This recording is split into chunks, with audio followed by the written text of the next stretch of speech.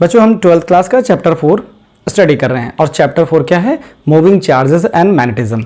आज के इस वीडियो लेक्चर में हम डिस्कस करेंगे बायो-सावर्ट लॉ के एप्लीकेशन की, और बहुत इंपॉर्टेंट एप्लीकेशन होता है क्या? Magnetic field due to straight current carrying wire. दो तरह से स्टडी करेंगे। एक होता है फाइनाइट वायर के लिए मैग्नेटिक फील्ड क्या होती है किसी पॉइंट पर, और सेम इनफाइनाइट के लिए क्या होता है, और इनफाइनाइट वायर के लिए क्या होता है। अगर कोई इनफाइनाइट लेंथ का वायर हो जाए उसके लिए क्या फॉर्मूला होगा, सेमी इनफाइनाइट क्या होगा, सारी चीज़ें डिस्कस करेंगे। और ये भी देख लीजिए कि इस आर्टिकल पर जो स्ट्रेट करंट कैरिंग वायर होता है या कंडक्टर होता है उस पर कैसी कैसी प्रॉब्लम आती हैं। इस तरह की प्रॉब्लम आपको मिलेगी देखने को एनसीईआरटी एक्सरसाइज में, एग्जाम्पल में इस तरह से बना हुआ है, ठीक है। और इस तरह का कोई इक्विलेटरल ट्रायंगल दे दिया जाएगा जिसमें साइड सारी सेम रहती हैं। इक्विलेटरल है तो जिसके साइड होंगी सेम होंगी, ये वैल्यू आपको गिवन होगी। करंट की डायरेक्शन दी जाएगी या तो क्लॉक या एंटी क्लॉकवाइज, और उसके बिहाफ पर फिर आपको मैग्नेटिक फील्ड फाइंड करना है। स्क्वायर की प्रॉब्लम मिल जाती है। और ये दो स्टैंडर्ड प्रॉब्लम हैं जो कॉम्पिटिटिव लेवल की हैं, ये प्रॉब्लम और ये प्रॉब्लम। ये सेमी इनफाइनाइट की है और ये फाइनाइट करंट कैरिंग वायर है। यहाँ पे सेमी करंट कैरिंग वायर है और ये फाइनाइट करंट कैरिंग वायर है। इस वायर की वजह से इस पॉइंट पर मैग्नेटिक फील्ड, और इस सेमी फाइनाइट वायर है, करंट कैरिंग वायर है, उसकी वजह से इस पॉइंट पर मैग्नेटिक फील्ड चाहिए। तो कैसे निकाला जाएगा, पहले स्क्रीनशॉट ले लीजिए। हम लोग डेरिवेशन की पहले बात करेंगे, फिर उसके बाद इन क्वेश्चन पे आएंगे। तो पहले बच्चों स्क्रीनशॉट ले लीजिए, वन बाय वन सारे क्वेश्चन को करेंगे। ले लिया स्क्रीनशॉट? अच्छा, और हेडिंग भी लगा लीजिए, magnetic field due to straight current carrying wire. Heading लगा लीजिए, magnetic field due to straight current carrying wire. अब निकालने जा रहे हैं इसका डेरिवेशन। कैसे डेरिवेशन ये आने वाला है, b equal to mu not upon 4 pi I upon A sine alpha plus sine beta. तो सबसे पहले क्या करो बच्चों, इसका फिगर बना लो एक। क्या करना है, पहले हम लोग बात करने जा रहे हैं फाइनाइट करंट कैरिंग वायर के बारे में। ये क्या है, फाइनाइट, मैं लिख दे रहा हूं फाइनाइट करंट कैरिंग वायर। लिखो पहले फाइनाइट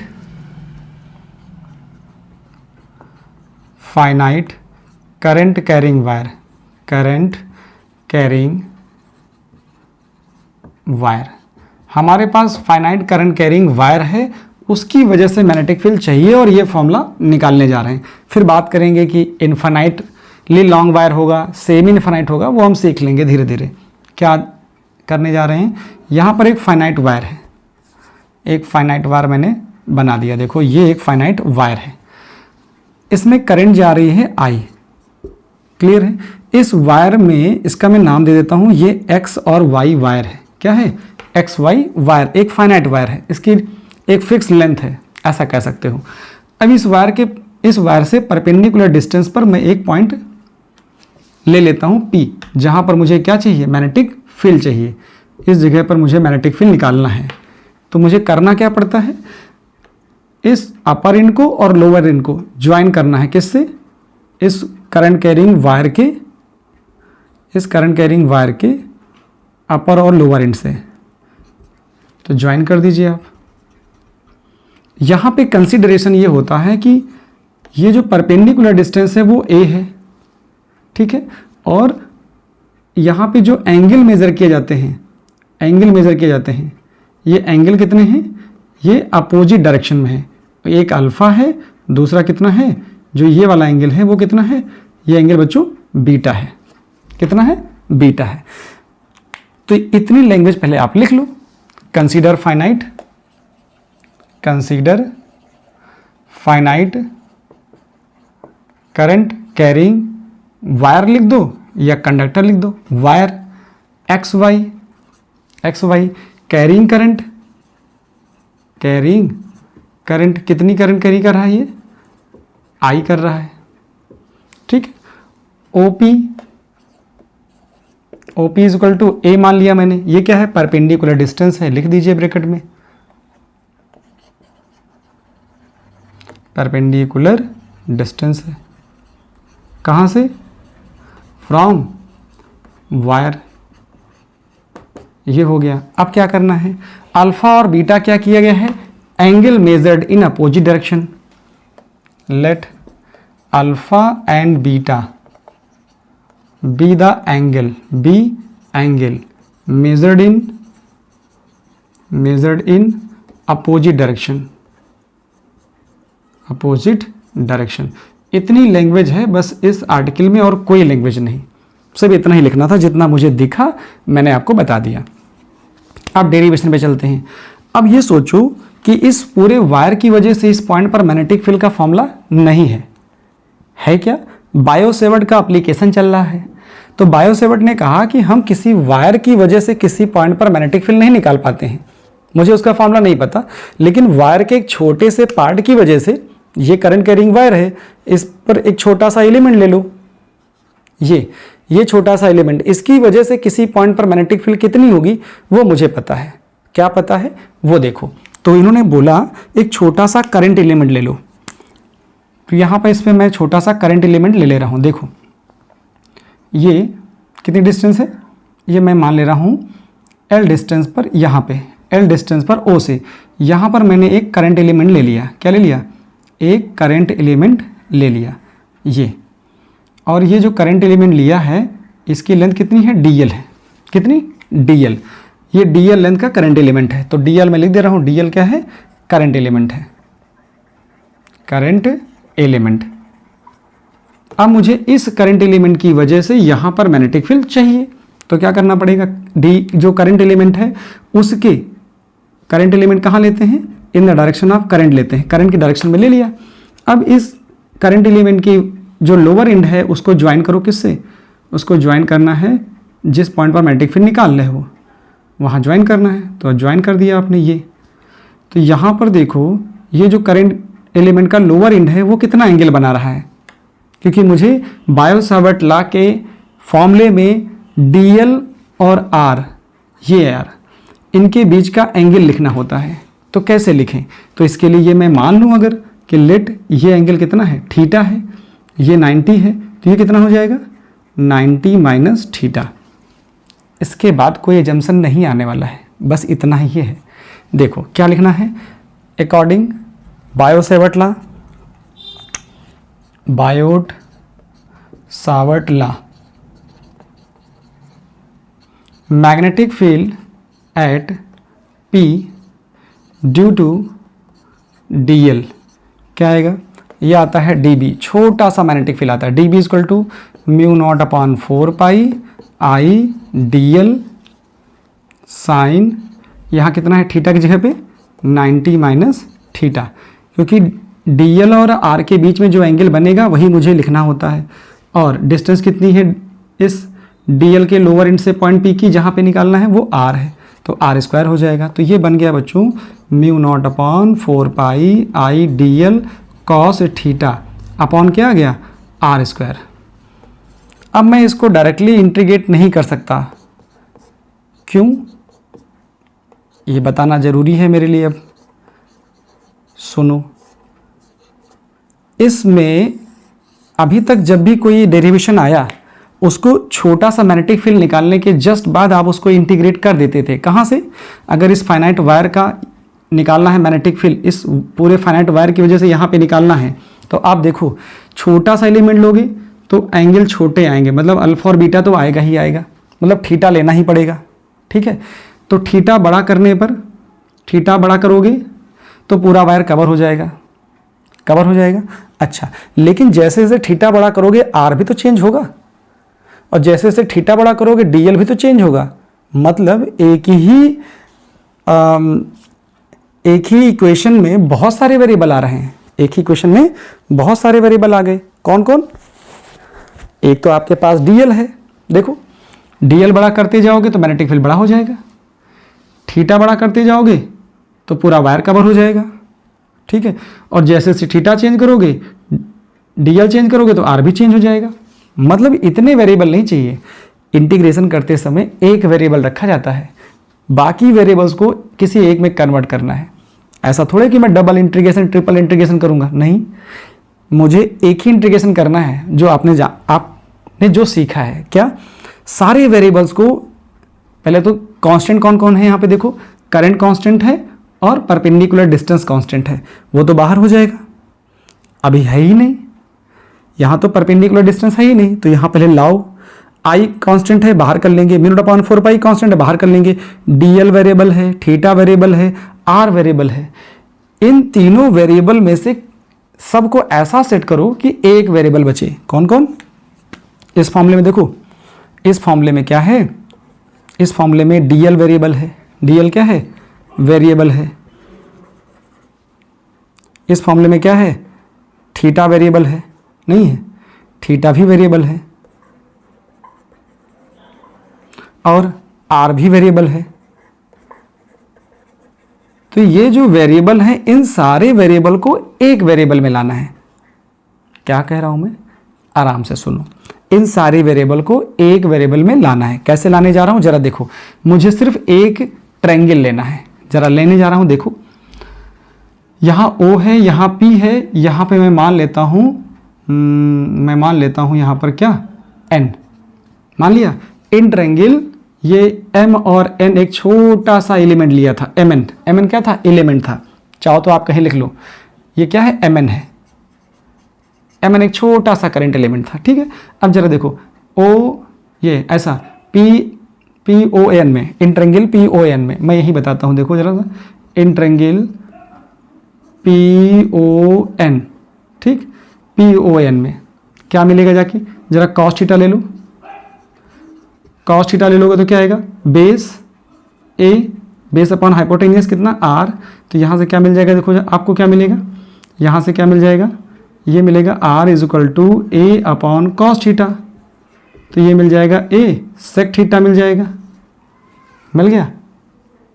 मिला ना? R की वैल्यू A सेक थीटा आ गई। अब अगेन देखो, अगेन इन ट्रायंगल यही PON में क्या मिल जाएगा? टेन थीटा लगा दो। क्या लगा दो? टेन थीटा लगा दो। तो टेन थीटा की वैल्यू क्या आ जाएगी? टेन थीटा इक्वल टू आएगा परपेंडिकुलर अपॉन बेस, मतलब क्या आ जाएगा? L upon A। क्या मिल गया? L upon A। तो यहाँ से ज़रा देखो, L इक्वल टू क्या मिल सकता है? यहाँ से L इक्वल टू मिल जाएगा A टेन थीटा मिल जाएगा। इसको एक बार डिफ्रेंशिएट कर दो, क्या मिल जाएगा?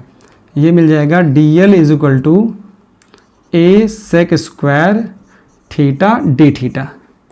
ये वैल्यू आपको काम करेगी। क्या करेगी? देखते हैं। चलो DL की वैल्यू पुट करो, R की वैल्यू पुट करो यहीं पर। तो क्या मिल जाएगा? DB is equal to mu not upon 4 pi I। DL की वैल्यू कितनी है? DL की वैल्यू आई है A sec square theta d theta और बगल में कितना है? Cos theta. नीचे क्या लिखा हुआ? R। R की वैल्यू कितनी है? R की वैल्यू कितनी है? A sec theta. तो A square sec square theta मिल जाएगा। देखो A से A कैंसिल कर दोगे तो पहले लिखोगे mu not upon 4 pi I। A से A कैंसिल हो जाएगा, I अपॉन A बचेगा, I अपॉन A आ गया। सेक स्क्वायर से सेक स्क्वायर कैंसिल हो गया, यहाँ से कॉस थीटा डी थीटा बच गया, कॉस थीटा और डी थीटा। क्या बोला था मैंने? इन तीनों वेरिएबल को, इन तीनों को क्या करना है? जो ये तीन वेरिएबल थे, ये तीन वेरिएबल थे, इन तीनों को एक में करना है। तो देखो I कांस्टेंट है, हो गया, A कांस्टेंट है, हो गया, सिर्फ थीटा ही तो बचा है। अब इंटीग्रेशन कर दो। क्या कर दो? इंटीग्रेशन कर देते हैं। पहले स्क्रीनशॉट ले लो, फिर ऊपर का पार्ट थोड़ा सा रब कर दें। चलिए देखिए, ये पार्ट मैं रब करता हूं यहां से, इतना खाली।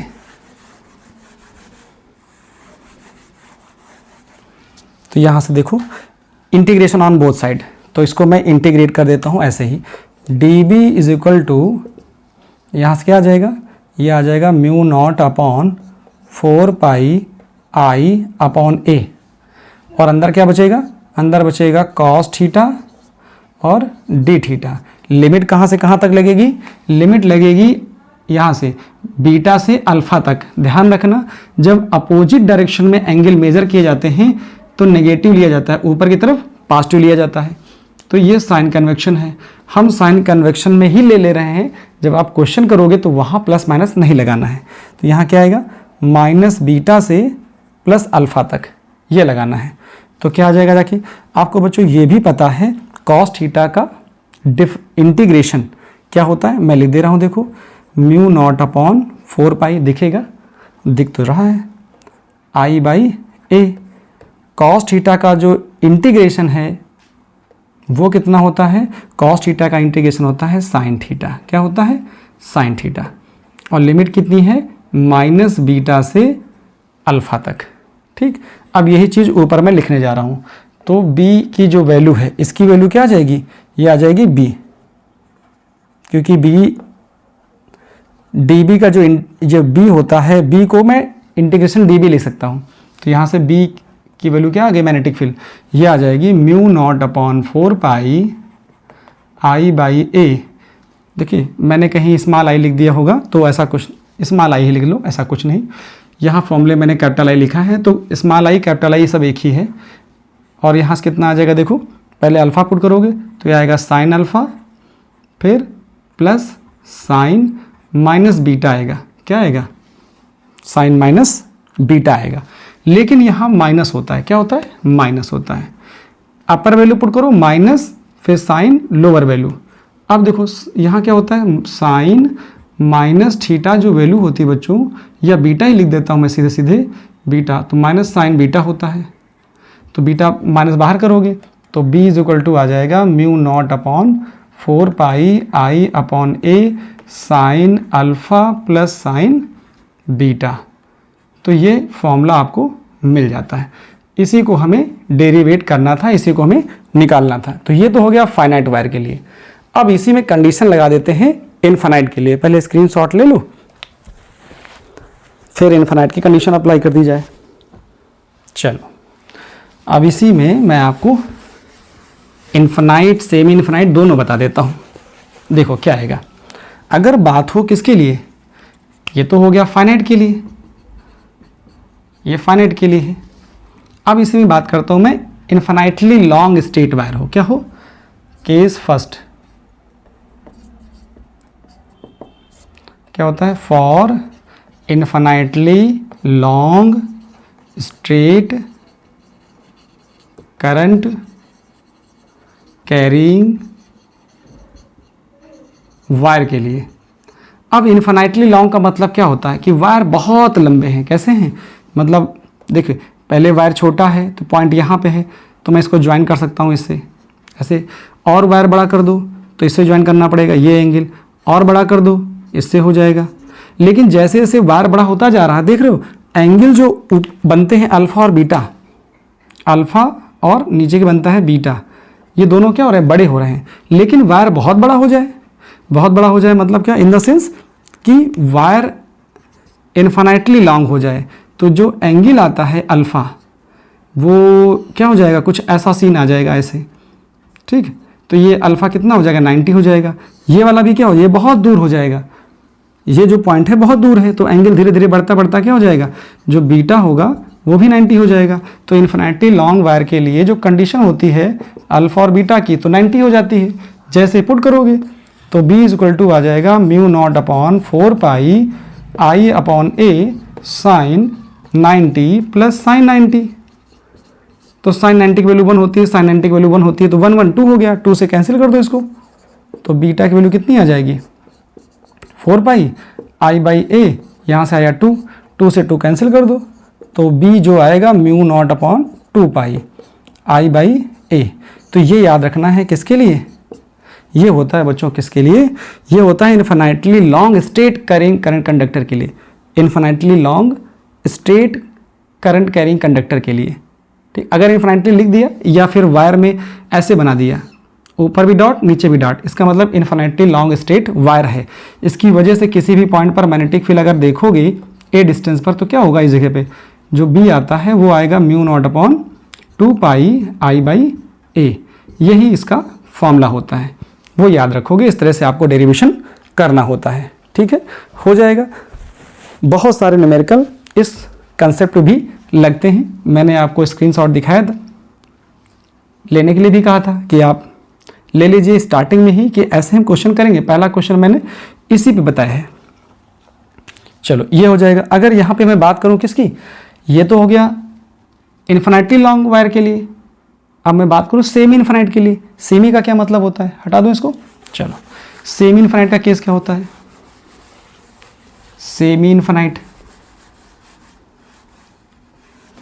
तो फाइनाइट का तो मालूम है आपको, ये फाइनाइट का केस है। सेकंड केस देखो, फॉर सेमी इनफाइनाइट, अगर सेमी इनफाइनाइट वायर हो जाए, सेमी इनफाइनाइट का मतलब होता है कि ऐसा वायर है, मतलब परपेंडिकुलर डिस्टेंस के नीचे मतलब कोई एंगल नहीं है, तो बीटा ये हो गया, यहाँ पॉइंट पी है। ऊपर वाला वायर कैसा, इन्फिनाइटली लॉन्ग है, इन्फिनाइटली है तो इसका मतलब क्या होगा, अब वायर छोटा नहीं है, बहुत बड़ा है, इसका मतलब एंगल बहुत बड़ा है। बहुत बड़ा मतलब क्या, एंगल ऐसा कुछ आएगा यहाँ पे जो एंगल बनेगा ये अल्फ़ा की वैल्यू क्या आएगी, 90 डिग्री आएगी। क्या आएगी, अल्फ़ा की वैल्यू 90 डिग्री आएगी, क्योंकि छोटा वायर होता तो वो कुछ वैल्यू होती फाइनाइट, धीरे धीरे वायर बढ़ता बढ़ता बढ़ता कितना है, इन्फिनिटी में टच करता है। इसका मतलब अल्फ़ा की वैल्यू 90 हो गई, बीटा की वैल्यू 0, क्योंकि इसके नीचे कुछ है ही नहीं। ये होता है सेमी इन्फिनाइट। क्या होता है, सेमी इन्फिनाइट वायर है। सेमी इन्फिनाइट वायर में जो वायर के नीचे एंगल 0 है, तो यहाँ क्या आंसर बनेगा जाके, b is equal to mu not upon 4 pi I by A. ये डिस्टेंस कितनी है, a है, इसमें करंट कितनी है, I है, तो I बाई ए साइन 90 आएगा और प्लस साइन बीटा की वैल्यू 0 हो जाएगी। तो ये तो 0 ही है, साइन 91 हो जाएगा, तो b की वैल्यू कितनी आ जाएगी, mu not upon 4 pi I by A. ये आंसर आ जाएगा इसका। यहाँ हो जाएगा टेस्ला। मैग्नेटिक फील्ड देखोगे तो क्या आएगा, करंट ऊपर जा रही है, मैग्नेटिक फील्ड क्या आएगी, क्रॉस वाली। यहाँ पे जो भी मैग्नेटिक फील्ड आएगी क्रॉस वाली आ जाएगी। तो इस तरह से बच्चों क्वेश्चन को किया जाता है। एक केस और बनता है, अगर फाइनाइट वायर में जो परपेंडिकुलर डिस्टेंस है वायर के मिड से ले लिया जाए तो क्या होता है, जरा वायर के मिड से भी ले लीजिए एक, इसके बाद फिर क्वेश्चन देखेंगे। अगर मैं ऐसे ले लूँ केस, ये केस नंबर थर्ड है। थर्ड, ये वायर है, फाइनाइट वायर है। फाइनाइट वायर में जो मिड पॉइंट है ना, मतलब वायर की जो लेंथ है वो पूरी L है, और जो पॉइंट O है, मिड पॉइंट है, वो वायर के बीचों बीच में है, और ये डिस्टेंस कितनी है, A है। यहाँ पे कोई पॉइंट P है, तो क्या हो जाएगा, ये जो डिस्टेंस आएगी इसमें करंट जा रही है कितनी, I करंट जा रही है। तो जो ये लेंथ होगी बच्चों, ये लेंथ, ये तो हो जाएगी L/2, ऊपर वाली भी हो जाएगी A/2।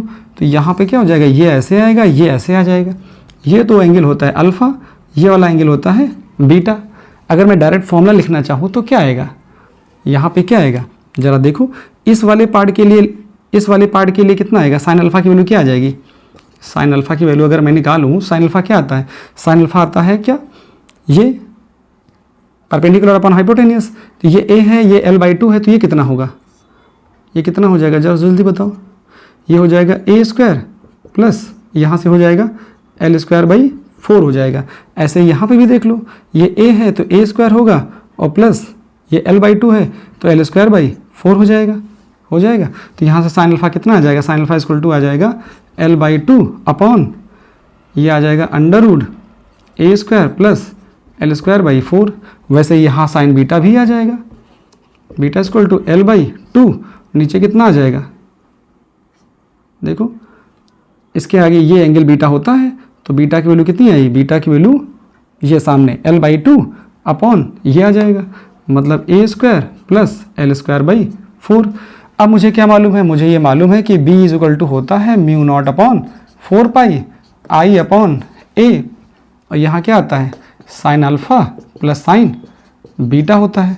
अल्फ़ा और बीटा की वैल्यू पुट कर देंगे, तो mu naught upon 4 pi I by A, alpha की वैल्यू कितनी, ये है, तो 2 नीचे आ जाएगा, L/2, और नीचे क्या लिखा है, नीचे लिखा रहेगा 1/A² प्लस L²/4। इस वाले में भी यही आ रहा है, इसका मतलब इसको क्या करना है, 2 से मल्टीप्लाई कर दे। नहीं समझ में आया, जितनी वैल्यू इसकी है उतनी वैल्यू इसकी भी है, देखो दोनों की वैल्यू क्या है, सेम है। तो मैंने क्या किया, एक लिख करके उससे मल्टीप्लाई किया, ये कट जाएगा, तो B इक्वल टू कितना आ जाएगा, magnetic field 4 pi I by A, यहाँ 2 से 2 कैंसिल हो गया, तो ये कितना आ जाएगा, 1/अंडर रूट A² प्लस L²/4 आ जाएगा। तो इस तरह से भी अगर आपको फाइनाइट वायर की लेंथ मालूम हो और जो पॉइंट P है वो वायर के मिड से लिया गया हो, तब अल्फ़ा बीटा आप निकाल लेना, यहाँ पे पुट कर दोगे तो टेस्ला आंसर आ जाएगा। मैग्नेटिक करंट ऊपर जा रही तो मैग्नेटिक फील्ड यहाँ पे क्या आएगी, अंदर वाली आ जाएगी, यहाँ पे जो मैग्नेटिक फील्ड आएगी वो क्या आएगी, अंदर वाली आ जाएगी। तो इस तरह से बच्चों बहुत सारे तरीके से जहाँ पर इसके पॉसिबल केसेस बन सकते हैं सारे डिस्कस कर लिए। अब न्यूमेरिकल की बात करते हैं बच्चों। अब डेरिवेशन को समझने के बाद अब हम बात करते हैं, मैंने जैसा बोला था कि हर एक क्वेश्चन को करेंगे, तो पहले क्वेश्चन ये है, फिर इस क्वेश्चन को कर लेंगे, फिर इस क्वेश्चन को, उसके बाद इन दोनों क्वेश्चन को करेंगे। ठीक है, तो 1 बाय 1 लिया जाए, क्योंकि अब डेरिवेशन आप समझ चुके हैं, अब क्वेश्चन की बात कर ली जाती है। तो पहले बच्चों इस क्वेश्चन की बात करते हैं। तो देखो क्या आता है, मैं यहीं पे बात करता हूं और इसको बाद में बना लेंगे।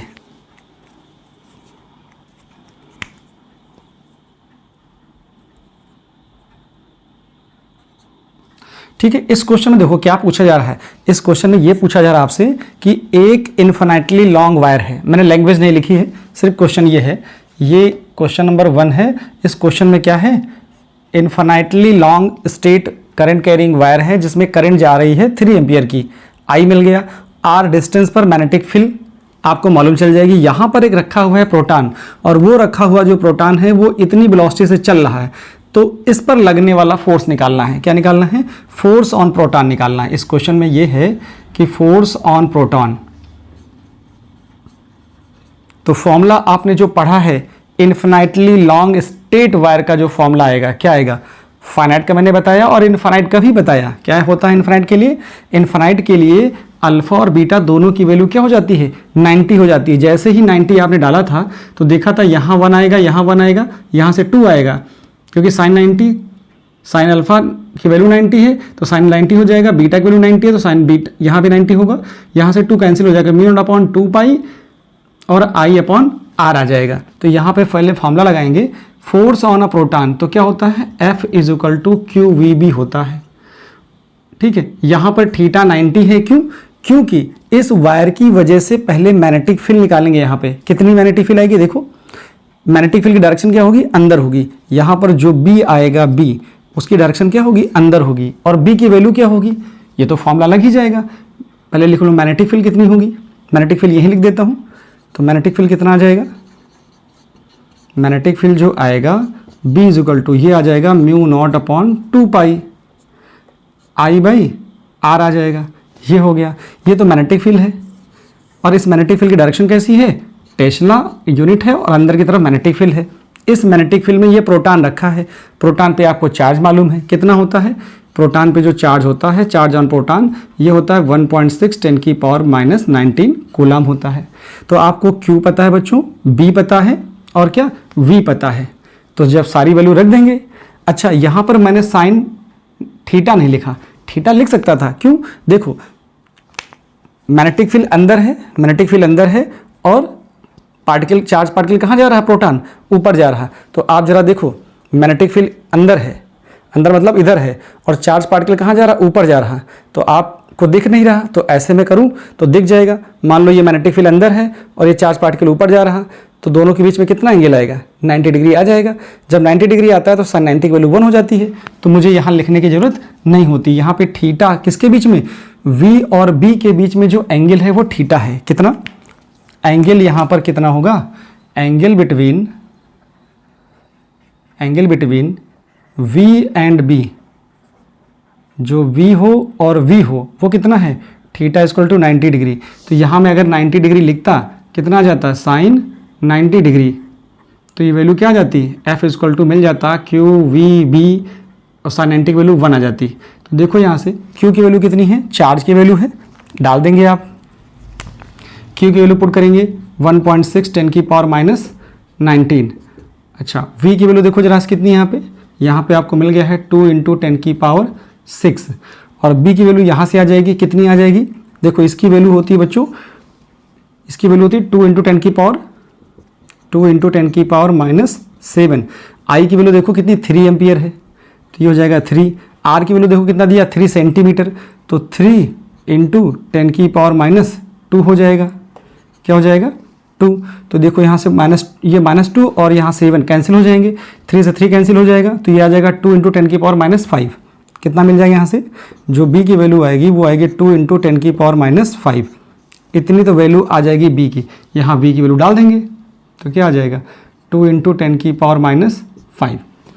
ये सारी चीज़ें आप मल्टीप्लाई कर लीजिए तो देखो कितना आ जाएगा, यहाँ से वैल्यू क्या आ जाएगी, यहाँ से देखो ये आएगा 2⁴ और 4 से मल्टीप्लाई कर दो कितना आ जाएगा 6.4, ठीक है। और यहाँ से देखो 10⁵ है 19 है तो यहाँ 24 हो जाएगा, 24 में 8 चले जाएंगे तो कितना आ जाएगा, 24 में 8 जाएंगे तो ये आ जाएगा 10⁻⁻18। इतने न्यूटन फोर्स यहाँ पर बच्चों मिल जाएगा। तो क्वेश्चन में ऐसा कुछ है नहीं खास, बस आपको देखना है कि कैसे अप्रोच लगानी है। तो अप्रोच आपको ठीक ठाक लगानी है कंसेप्ट वाइज। तो आपने क्या करना है, पहले इस वायर की वजह से यहाँ पर मैग्नेटिक फील्ड निकालिए जहाँ पर चार्ज पार्टिकल रखा है। चार्ज पार्टिकल क्या, प्रोटॉन है, तो प्रोटॉन है तो प्रोटॉन पर फोर्स निकालना है, कितना लगेगा, फॉर्मूला ये मैंने बता दिया। पहले आप बी निकाल लीजिए, वी पता है और आप क्यू चार्ज के बारे में प्रोटॉन था तो इसलिए प्रोटॉन का चार्ज पता है, इलेक्ट्रॉन होता तो इलेक्ट्रॉन का चार्ज रख देते। हाँ, फोर्स की डायरेक्शन पलट जाती। अभी क्या फोर्स लग रहा है, देखो अभी कहाँ फोर्स लग रहा है, क्योंकि मैग्नेटिक फील्ड कहाँ है, अंदर है।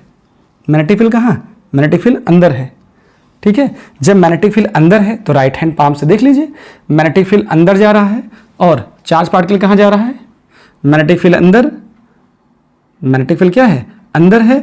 और ये इसका मोशन किधर है, इसका मोशन किधर है, इसका मोशन ऊपर की तरफ है, ठीक है। तो अब क्या करना है, अब यहाँ पर अगर मैं फोर्स देखूँ तो क्या करना है, मुझे F = QEB होता है, F = QEB। F = QEB में बच्चों ये आता है कि F = मैं ले सकता हूँ Q V × B। अगर मैं V से B की तरफ चला जाऊँ तो मुझे F की डायरेक्शन मिल जाएगी। कैसे मिलेगी, जरा देखो एक बार ये भी देख लो। V से B जाना है, V कहाँ है, ऊपर, और B कहाँ है, अंदर, समझे। देखो V कहाँ है, अंदर, और V कहाँ है, ऊपर। V अंदर है, V ऊपर है, तो V से B की तरफ जाओ, अंदर जाओगे तो थंब किधर जा रहा है, हमारी तरफ। इसका मतलब इस पर जो फोर्स लगेगा चार्ज पार्टिकल पर, कहाँ लगेगा, टूवर्ड्स द वायर लगेगा। फोर्स कहाँ लगेगा, F act towards the wire. यहाँ पे क्या लिखना है, यहाँ लिखना था F act towards wire, towards wire. तो ये पहले क्वेश्चन का बच्चों सॉल्यूशन हो जाता है। स्क्रीनशॉट लीजिए, फिर नेक्स्ट क्वेश्चन की बात करें। ले लिया, चलो नेक्स्ट क्वेश्चन देखो क्या होता है, इसको रब कर दिया जाए। तो पहला क्वेश्चन बहुत ज़्यादा कंसेप्चुअल है।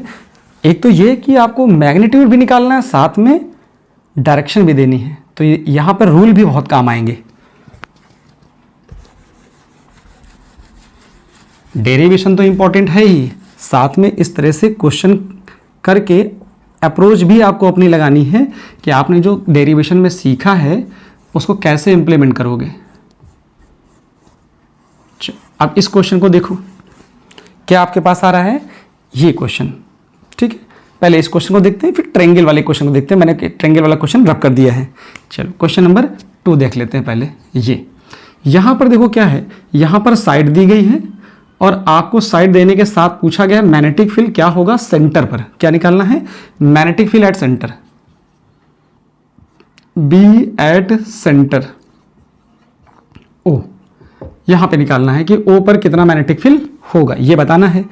तो यहां पर होगा क्या, जो मैंने आपको डेरिवेशन बताया है फाइनाइट करंट कैरिंग वायर का फॉर्मूला, ये लगा दो। किसके लिए लगाओगे, पहले इस पार्ट के लिए लगाओ। किस पार्ट के लिए, पहले ए बी पार्ट के लिए लगाओ। तो क्या लिखोगे, magnetic field at O due to part A B. कौन से पार्ट की वजह से, ए बी पार्ट के लिए। आराम से समझना है, ए बी पार्ट के लिए। ए बी पार्ट के लिए जिस पॉइंट पर निकाला जाता है पहले वहां पर परपेंडिकुलर डिस्टेंस देखनी है। तो परपेंडिकुलर डिस्टेंस बच्चों ये हो जाएगी, हो गई। अब पूरी साइड कितनी है, x है। अगर ये पूरा का पूरा कितना है, x है, तो ये बताओ ये वैल्यू कितनी होगी। परपेंडिकुलर डिस्टेंस होती है a, अगर पूरा x है तो ये आधा कितना हो जाएगा, x/2 हो जाएगा, ठीक है। अच्छा, अब क्या होता है, जिस पॉइंट पर निकालना होता है मैग्नेटिक फील्ड, परपेंडिकुलर लाइन के ऊपर की तरफ अल्फा होता है और इधर की तरफ क्या होता है, बीटा होता है। दो चीज़ें होती हैं, तो अल्फा और बीटा कितना आ जाएगा, देखो a की वैल्यू तो निकल आई x/2, अल्फा और बीटा कितना आएगा, देखो अल्फा बीटा। यहाँ पर क्या होगा, ये 90 डिग्री है, इधर भी 90 डिग्री होगा, ये स्क्वायर है, क्या है, स्क्वायर है। स्क्वायर में क्या होता है, ये 45 होगा, इसके ऊपर वाला 45 होगा। अगर ये 45 है, ये 90 है, तो ये 45 होगा। ऐसे ही ये 90 है, ये 45 है, तो ये भी बीटा भी 45 होगा। तो अल्फा और बीटा क्या हो जाएंगे, 45 डिग्री हो जाएंगे। अब मैं लगा सकता हूँ फाइनाइट करंट कैरिंग वायर का फॉर्मूला, जो ये लिखा हुआ है। क्या लिखा है, B1, क्योंकि AB की वजह से आ रहा है, इस पार्ट की वजह से आ रहा है। अभी इस वाले पार्ट की वजह से आएगा, फिर इस वाले पार्ट की वजह से आएगा, इस वाले पार्ट की वजह से आएगा, सेम आएगा।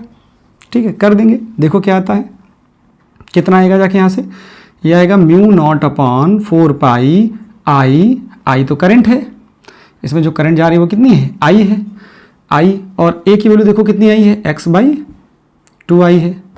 फिर क्या आएगा, साइन अल्फा आएगा, अल्फा की वैल्यू कितनी, sign alpha plus sine beta, ये आ जाएगा। अब अल्फा और बीटा की वैल्यू पुट कर लीजिए, क्या मिल जाएगा बच्चों, अल्फा और बीटा की वैल्यू, यहाँ से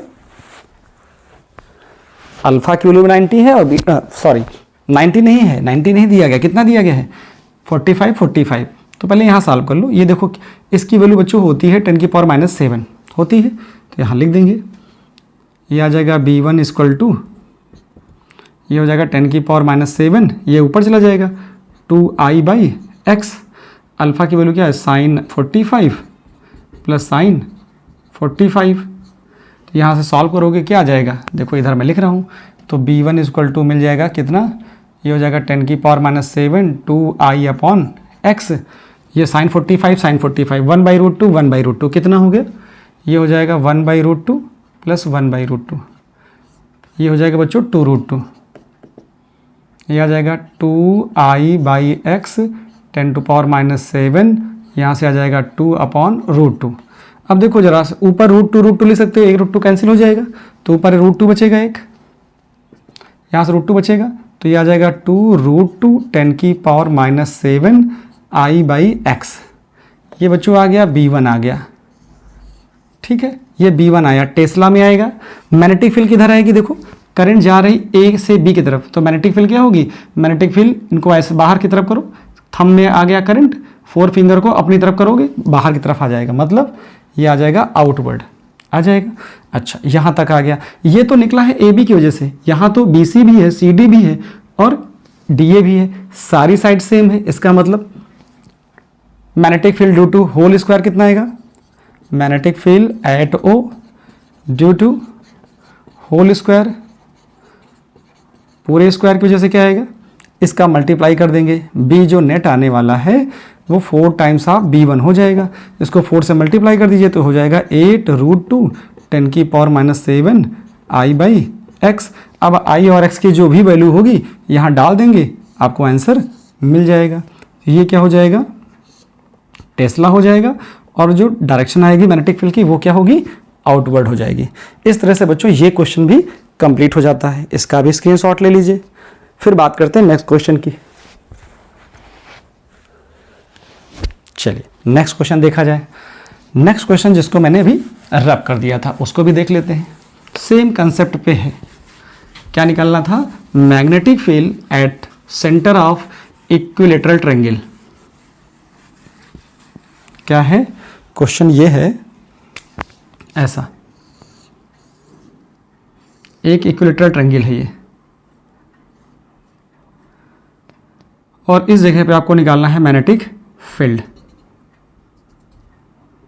ये साइड भी x है, ये साइड भी x है, ये साइड भी x है। आपको ये मालूम होना चाहिए बच्चों कि अगर करंट जा रही है एंटी क्लॉकवाइज तो मैग्नेटिक फील्ड क्या होती है, एंटी क्लॉकवाइज का मतलब आउटवर्ड होता है। तो मैं इसमें करंट क्या देता हूँ, अब की बार मैं क्लॉकवाइज कर देता हूँ, करंट ऐसे आ रही है, ठीक है, ऐसे आएगी तो मैग्नेटिक फील्ड अंदर जाएगी। कैसे जाएगी, करंट क्लॉकवाइज है तो मैग्नेटिक फील्ड अंदर जाएगी।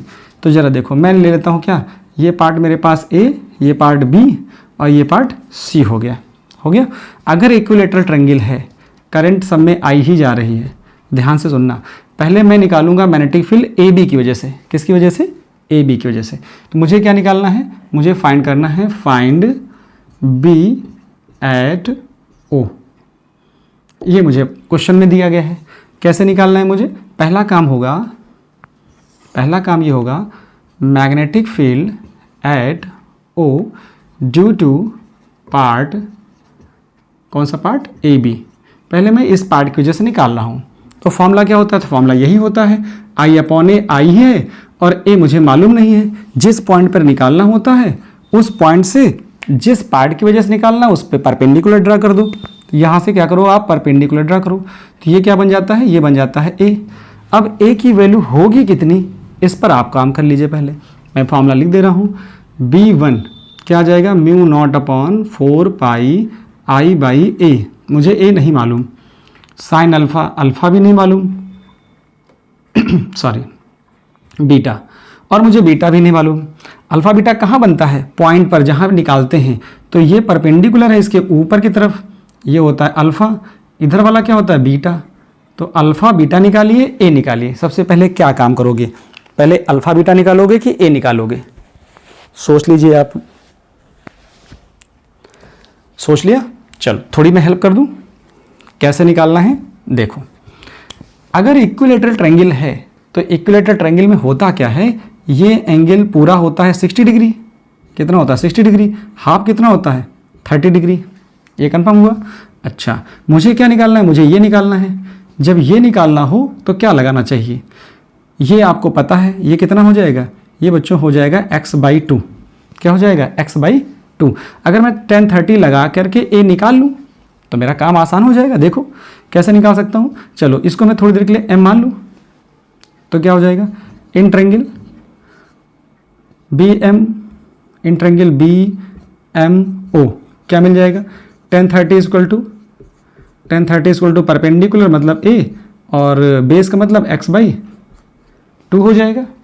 अच्छा, यहाँ से tan 30 कितना होता है, ये होता है 1/√3 होता है, हाँ होता तो है। यहाँ से a आ जाएगा, x/2 आ जाएगा।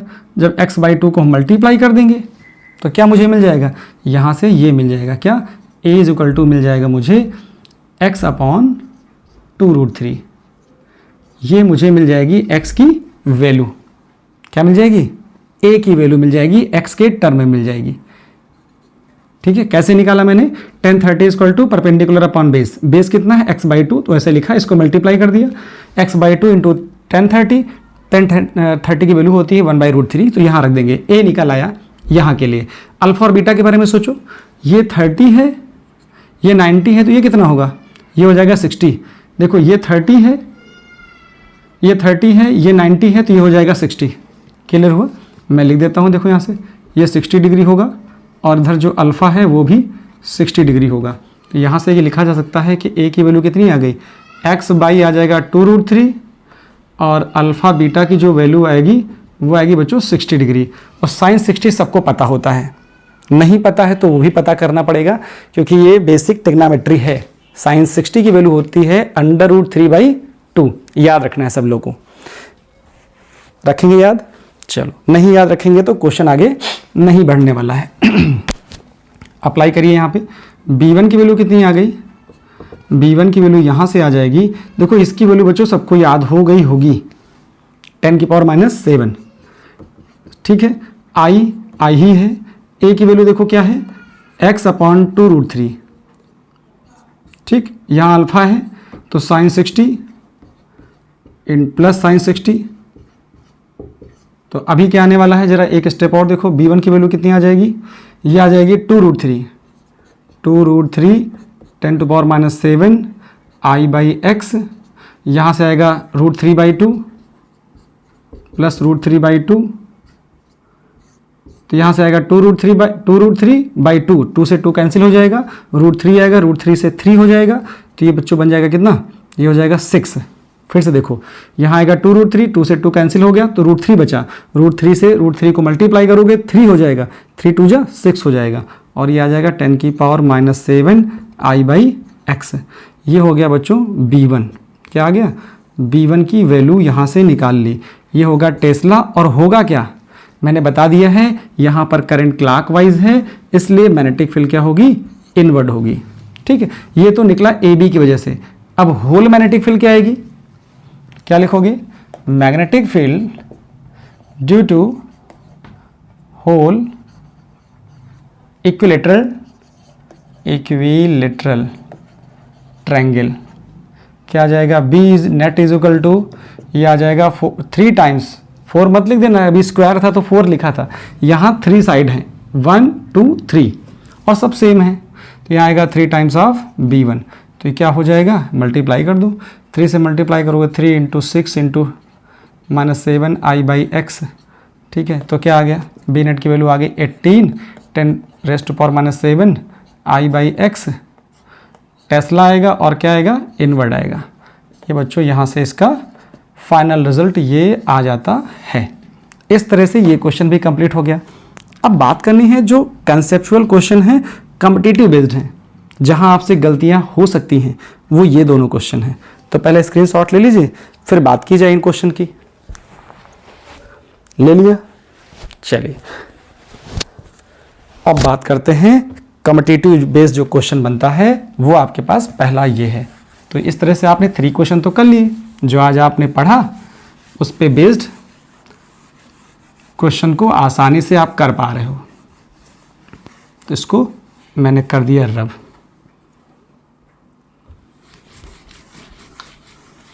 चलिए आप देखो, इस क्वेश्चन की बात करते हैं। क्वेश्चन नंबर 4 आ गया। क्या आ गया बच्चों, क्वेश्चन नंबर 4। क्वेश्चन नंबर 4 में क्या करना है, मैग्नेटिक फील्ड फाइंड करनी है। कहाँ पर, पॉइंट P पर। अब पॉइंट P कैसे लिया गया है, फिगर में दिख रहा है, लेकिन इस फिगर में अच्छी बात यह है कि परपेंडिकुलर डिस्टेंस नहीं दी है। तो पहले परपेंडिकुलर डिस्टेंस खोजो आप, समझ रहे हो। इस क्वेश्चन में ये कैसा है, एक फाइनाइट वायर है या फाइनाइट करंट कैरिंग वायर, इसमें करंट जा रही है, लेकिन मुझे क्या करना होता है, मुझे वायर से परपेंडिकुलर डिस्टेंस चाहिए। इस पॉइंट पर मैग्नेटिक फील्ड निकालना है, तो मुझे क्या चाहिए, और यहीं से देखो दोनों एंगल ऊपर की तरफ है, तो आप इनको अल्फा और इसको बीटा मत समझ लेना। पहला क्या होता है, आपको ये पता है कि अगर कोई वायर ऐसा दिया गया है, तो जो ऊपर वाला एंड होता है उसको क्या बोलते हो, उसको परपेंडिकुलर डिस्टेंस से एंगल अल्फा होता है, और नीचे वाले को क्या बोलते हो, नीचे वाले जो नीचे दिया जाता है उसको आप बीटा बोलते हो। ये तो बोलते हो, ऊपर वाला एंगल अल्फा होता है और नीचे वाला एंगल बीटा होता है, और परपेंडिकुलर डिस्टेंस ये होती है ए। तो यहाँ पर परपेंडिकुलर डिस्टेंस क्या है, नहीं, यहाँ तो परपेंडिकुलर डिस्टेंस है नहीं, वायर तो ये है, तो परपेंडिकुलर डिस्टेंस क्या होगी यहाँ पे, यहाँ पर परपेंडिकुलर डिस्टेंस ये वाली होगी। तो पहले इसको निकाला जाए। इसको निकालने के लिए देखो, इस लाइन के साथ जो एंगल बना है, नीचे बना है 30 डिग्री और ऊपर वाला एंगल पूरा कितना बना है, 60 डिग्री। मतलब ये कि परपेंडिकुलर डिस्टेंस से ऊपर वाला एंगल तो मिल गया, परपेंडिकुलर डिस्टेंस से ऊपर वाला एंगल कितना दिया है, 60 डिग्री। तो अल्फा तो आपको सही से दिख रहा है 60 डिग्री, ठीक है। अब बीटा वाला देखो, यहाँ पर, यहाँ बीटा भी ऊपर ही है, परपेंडिकुलर डिस्टेंस के ऊपर ही है। तो अगर आप बीटा की वैल्यू ऐसा लिख दो, बीटा की वैल्यू कितनी, 30 डिग्री, और अगर आप ये फॉर्मूला लगा दो, क्या लगा दो, पहले तो यहाँ पर क्या है, आप एक जगह पे r लिख दो और ये फॉर्मूला लगा दो कि b is equal to μ0/4π I/a, एक जगह क्या लिख दो, r, और यहाँ पर अप्लाई कर दो कितना, साइन 60 प्लस साइन 30 डिग्री। तो ये क्वेश्चन हो जाएगा गलत। क्यों ऐसा, इस क्वेश्चन में क्या मिल गया कि गलत हो गया, आपने क्या गलती कर दी। अभी मैंने जो आपको टॉपिक एक्सप्लेन किया, जो डेरिवेशन बताया, उस डेरिवेशन में एक बात इंपॉर्टेंट थी, क्या, angle alpha and beta measured in opposite direction. Opposite direction में यहाँ तो दोनों एंगल सेम डायरेक्शन में है, अल्फा भी ऊपर है बीटा भी ऊपर है, इसलिए ये गलत है। अच्छा, और यहाँ पर एक जगह पे r नहीं होगा, एक जगह पे क्या होगा, r का कंपोनेंट होगा। क्या आ जाएगा जरा देखो, यहाँ पे cos थीटा लगा लो, cos थीटा लगाओगे तो क्या आएगा, cos थीटा लगाओगे तो बेस अपॉन हाइपोटेनियस, तो बेस अपॉन हाइपोटेनियस, cos कितना है, cos 30 है, cos 30 की वैल्यू क्या होती है, √3/2 होती है, तो a अपॉन r आ जाएगा। तो a इज इक्वल टू मिल जाएगा यहाँ से √3/2r। तो जो a की वैल्यू होगी यहाँ पर वो r नहीं होगी, वो क्या होगी, ये वैल्यू होगी। तो पहले ये सही करो, ठीक, ये सही करोगे तो इसका सॉल्यूशन क्या बनेगा, जाके ये नहीं बनेगा, क्या बनेगा, ये b is equal to μ0/4π I, तो ठीक है, r की जो परपेंडिकुलर डिस्टेंस है वायर से वो लिखी जाती है, तो वो ये हो जाएगी, कितनी है, √3/2, ये हो जाएगा r। तो ये तो वैल्यू यहाँ से समझ में आ गई, ये हो गया एक ही वैल्यू। अब देखो आगे क्या होता है, साइन अल्फ़ा होता है, तो साइन अल्फ़ा की वैल्यू जरा देखो कितनी रखी है, 60 डिग्री। ये तो सही है, ये तो आपने सही रख दी। प्लस फिर देखो जरा सा, प्लस बीटा की वैल्यू कितनी रखनी है, इस फिगर में अल्फ़ा तो आपको मिल जाएगा, अल्फ़ा कितना, अल्फ़ा 60 डिग्री, बीटा कितना आएगा, बीटा की वैल्यू बच्चों यहाँ पर देखो, एक एंगल ऊपर मेजर करते हैं, दूसरा एंगल कहाँ मेजर करते हैं, परपेंडिकुलर डिस्टेंस से दूसरा एंगल ये वाला बनेगा, तो ये 60 डिग्री छूट जाएगा, तो ये एंगल कितना बचा, ये एंगल बचा आपके पास 360 होता है। देखो क्या होता है, आपको यहाँ तक आना है, कहाँ तक, पहले ये वायर यहाँ तक है, कहाँ तक, यहाँ तक, तो आपको इस वायर से होते होते कहाँ तक आना है, यहाँ तक आना है। क्यों, ये वाला ऊपर वाला एंड हो गया और ये नीचे वाला एंड हो गया, तो आप परपेंडिकुलर डिस्टेंस से घूम के आओगे, कहाँ तक आओगे, यहाँ तक आओगे। अब साइन कन्वेक्शन मत लगाने लगना कि हाँ बीटा की वैल्यू माइनस रख दो, वो डेरिवेशन में आप कर चुके हो। यहाँ कितना आएगा, 30 डिग्री कम कर दोगे तो बीटा की वैल्यू जो आएगी वो आएगी 330 आ जाएगा, 330। तो यहाँ पुट करना पड़ेगा साइन 330 डिग्री, ये करना है आपको। अगर ऐसा करोगे तभी ये क्वेश्चन सही होगा। फिर कह रहा हूँ, एक बार फिर समझ लो, यहाँ पर क्या कन्फ्यूजन है, परपेंडिकुलर डिस्टेंस क्वेश्चन में नहीं दी, वो आप निकालोगे। दूसरा, अल्फ़ा परपेंडिकुलर डिस्टेंस से ऊपर मेजर किया जाता है, बीटा परपेंडिकुलर डिस्टेंस से अपोजिट डायरेक्शन में मेजर किया जाता है। तो ये वाला पहला था, तो इस परपेंडिकुलर डिस्टेंस से ऊपर तक अल्फ़ा हो गया। फिर इसी जगह से वापस मेजर करना शुरू करोगे, कहाँ तक आओगे, जो दूसरा एंड है, दूसरा एंड 30 डिग्री पे है, तो टोटल एंगल होता है 360, 30 हट गया तो 330 डिग्री आ जाएगा। यहाँ पुट करोगे तो रिजल्ट क्या आएगा जाके यहाँ से, इसकी वैल्यू तो आपको मालूम है कितनी होती है, 10⁻⁻⁷। इसको सॉल्व करोगे क्या आ जाएगा, ये आएगा 2/√3, ये हो जाएगा I/r। साइन 60 का आपको साइन 60 ही होता है, वो तो रहने दीजिए। अच्छा, अब आगे देखो जरा सा, जो साइन 330 है इसको क्या लिखते हो, इसको जरा ये लिखा जाता है, मैं इसको रब कर दूं तो शायद समझ में आ जाएगा। इसकी ज़रूरत आपको है नहीं, ये हटा देता हूँ, ये अब आपको नहीं चाहिए। देखो यहाँ से क्या मिलेगा, since sine 360 minus theta equal to minus sine theta होता है। यहाँ ज़रा देखो, आपको क्या चाहिए, 360 का है, तो साइन यहाँ पे क्या आ जाएगा, यहाँ पे आ जाएगा साइन 330। इसको क्या ले सकते हो आप, इसको ले सकते हो साइन 360 माइनस 30, इसको ले सकते हो कितना, माइनस साइन 30 डिग्री, ये आ जाएगा माइनस साइन 30 डिग्री। तो क्या लिखा जाएगा यहाँ पे, ये आ जाएगा माइनस साइन 30 डिग्री। इसको आप सॉल्व कर लोगे तो ये आ जाएगा 2/√3 10⁻⁻⁷ I/r, ये हो जाएगा √3/2 और ये होता है 1/2। सॉल्व करोगे देखो यहाँ से 2 आएगा, 2 से 2 कैंसिल होगा, √3 - 1 आ जाएगा, √3 - 1/√3 10⁻⁻⁷ I/r, ये हो जाएगा टेस्ला। यहाँ से आपने b निकाल दिया। इस तरह से बच्चों इस क्वेश्चन का आंसर आ जाता है। और मैग्नेटिक फील्ड की डायरेक्शन कहाँ होगी, जरा देखो, करंट ऊपर जा रहा है, मैग्नेटिक फील्ड अंदर, इस जगह पे जो भी मैग्नेटिक फील्ड आएगा वो क्रॉस वाला आएगा। क्या आएगा, क्रॉस वाला। तो एक अच्छा क्वेश्चन आपने कर लिया। अब बात करते हैं इस क्वेश्चन की, वेरी वेरी इंपॉर्टेंट क्वेश्चन है। कौन सा, लास्ट क्वेश्चन। ऐसे क्वेश्चन कंपटीशन के पॉइंट ऑफ व्यू से ही देखे जाते हैं। तो स्क्रीनशॉट ले लिया है। चलिए अब इस क्वेश्चन की भी बात समझ लेते हैं। इस क्वेश्चन को चलो ऐसे ही, इसको रहने देते हैं, यहीं पे करते हैं, ये हटा देते हैं सिर्फ साइड का। आप ये याद रखना कि साइन 330 क्या होता है, साइन 360 माइनस 30 करेंगे तो माइनस साइन 30 होता है, और माइनस साइन 30 की वैल्यू बच्चों आपको मालूम है क्या, 30 की वैल्यू होती है 1/2, तो माइनस 1/2 आ जाएगा। इसको मैं हटा देता हूँ। चलो इस क्वेश्चन की बात करूँ, ये भी डायरेक्टली इसी पे बेस्ड है, ये सेमी इन्फिनाइट है। क्या है, सेमी इन्फिनाइट। सेमी इन्फिनाइट में होता क्या है, सेमी इन्फिनाइट का बच्चों मतलब ये होता है, देखो सेमी इन्फिनाइट का मतलब ये आता है कि ऊपर तो है एंगल, ऊपर तो क्या है इन्फिनाइट है, ऊपर क्या है इन्फिनाइट। सेमी इन्फिनाइट में ये होता है कि अगर यहाँ पे कोई पॉइंट है ए डिस्टेंस पर वायर से परपेंडिकुलर जिसमें करंट आई जा रही है, तो जो ऊपर वाला एंगल होगा अल्फ़ा, वो क्या होगा, यहाँ पे जो ये एंगल होता है ये वाला जो अल्फ़ा होता है वो हो जाता है 90। क्या हो जाता है 90, किसमें, सेमी इन्फिनाइट में। किस में होता है, सेमी इन्फिनाइट में होता है। और जो बीटा होता है वो कितना होता है, 0 होता है। सेमी इन्फिनाइट में अल्फ़ा 90 डिग्री और बीटा 0 डिग्री, ऐसा मैंने आपको डेरिवेशन में समझाया। अच्छा, यहाँ क्वेश्चन में क्या कह रहा है, क्वेश्चन के हिसाब से चलते हैं तो क्या आता है ज़रा देखो। ये 45 डिग्री है तो ये 90 डिग्री होगा 90 डिग्री।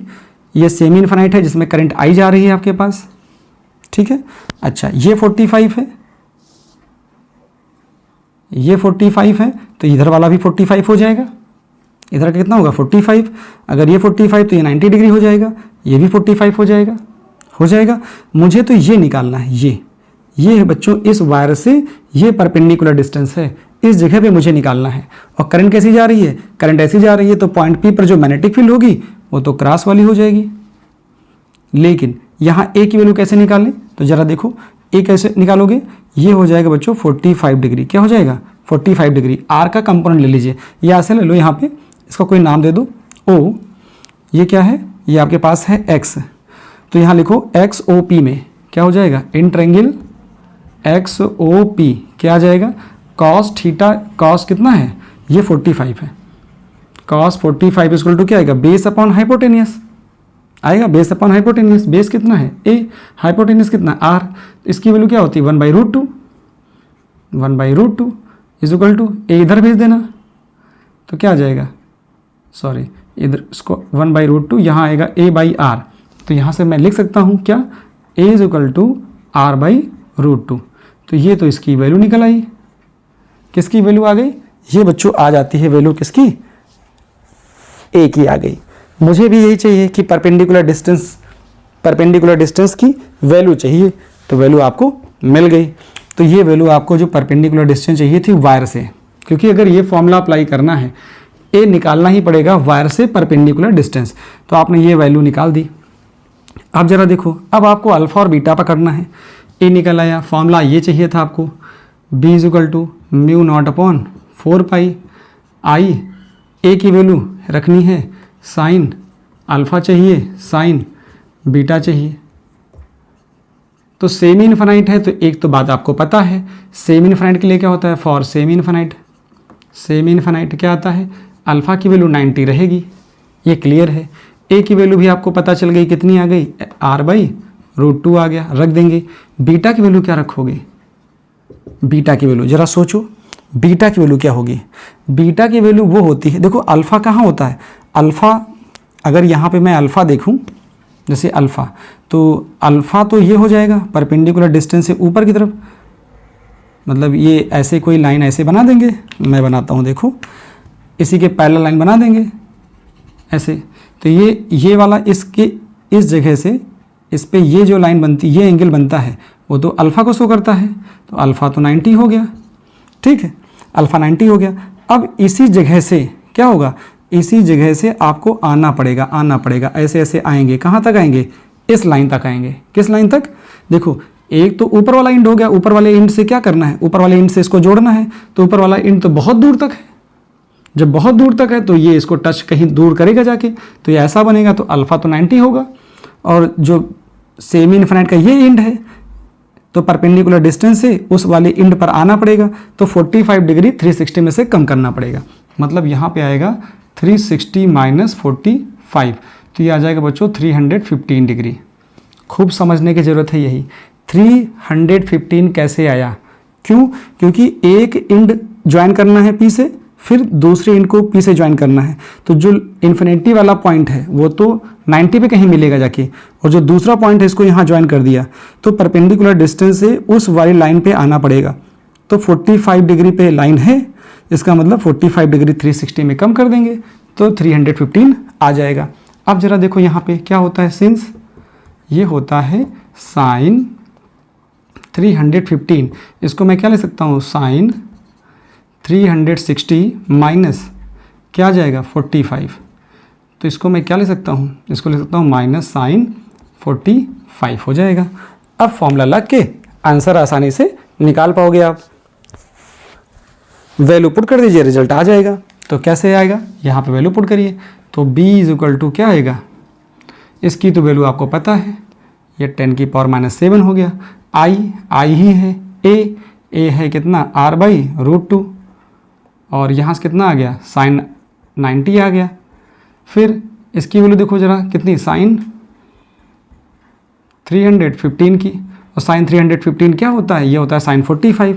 तो ये रिजल्ट क्या मिल जाएगा जाके, देखो यहाँ से b की वैल्यू कितनी आ गई, ये आ जाएगा √2 ऊपर जाएगा, √2 10 की पावर -7 i/r आएगा। यहाँ साइन 91 हो जाएगा, साइन 90 लिखा रहने दीजिए 90, और ये साइन 50 इसकी जो वैल्यू आएगी ये कितनी आ जाएगी, साइन 45 आ जाएगी। अब इसकी वैल्यू पुट करो, कितना आएगा, √2 इंटू 10 की पावर -7 i/r, ये आ जाएगा 1, यहाँ से आएगा 1/√2।